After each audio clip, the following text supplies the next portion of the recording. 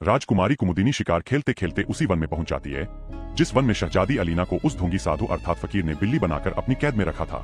राजकुमारी कुमुदिनी को वन के अंदर पहुंचे पर जब प्यास लगी तो प्यास से व्याकुल होकर वह यह सोचकर पास की कुटिया की ओर बढ़ी कि यदि कुटिया में कोई व्यक्ति हुआ तो वह उससे थोड़ा जल मांग लेगी। संयोगवश उसी समय बिल्ली बनी शहजादी कुटिया के बाहर हताश बैठी अपने ही गम में डूबी हुई थी। उसी क्षण राजकुमारी कुमुदिनी उस कुटिया के पास पहुंची जहां उसे वही बिल्ली दिखाई दी। शुरुआत में कुमुदिनी ने उसे एक साधारण बिल्ली ही समझा, परंतु जब उस बिल्ली ने राजकुमारी को देखा तो उसके मन में उम्मीद की एक किरण जाग उठी। वह अजीबोगरीब हरकतें कर राजकुमारी कुमुदिनी को संकेत देने लगी। राजकुमारी कुमुदिनी ने जब उस बिल्ली की ओर देखा तो उसे कुछ अनहोनी का आभास हुआ। अब राजकुमारी कुमुदिनी ने उस बिल्ली पर निगरानी रखते हुए आज की रात्रि इसी वन में ठहरने का निश्चय किया। उसने कुछ दूरी पर ही अपने घोड़े को एक पेड़ से बांध दिया और पास में ही घनी झाड़ियों में छिपकर अपनी निगाहें उसी कुटिया पर जमा ली।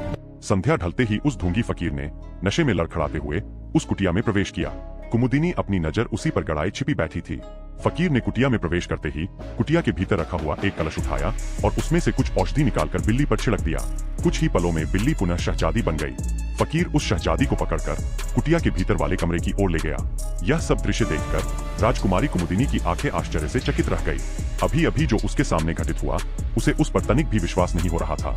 पल भर को उसने सारा भेद जानने के लिए कुटिया में प्रवेश करने का विचार बनाया, परंतु उसने कुछ सोचकर वहीं ठहरते हुए पूरी रात निगरानी करने का निश्चय किया। इधर शहजादी की बेटी कायरा को जब यह पता चला कि उसे बचाने वाला व्यक्ति कोई और नहीं बल्कि उसके पिता थे तो वह अपने दादा और पिता के साथ बहुत खुश थी, परंतु कभी कभी अपनी मां को याद कर मायूस हो जाती थी। कायरा को उदास देख उसके पिता ने उससे पूछा कि क्या हुआ बेटी, किस सोच में हो? तब कायरा ने उससे पूछा कि पिताजी मेरी मम्मी कब लौटेंगी? आखिरी बार मैं उन्हें उस वन के झरने के पास मिली थी। कुम्हार का बेटा बोला, बेटी ज्यादा मत सोचो, मुझे पूरा विश्वास है कि एक दिन हम सब जरूर मिलेंगे और हमारे जीवन की समस्त खुशियां भी वापस लौट आएंगी। मगर उधर उस दुष्ट साधु ने उसकी मां को बिल्ली बनाकर अपने साथ बंधक बना रखा था। अब आगे क्या होगा? आखिर क्या सुलझ पाएगी यह पहेली या बनेगी कोई नई पहेली? जानने के लिए बने रहिए।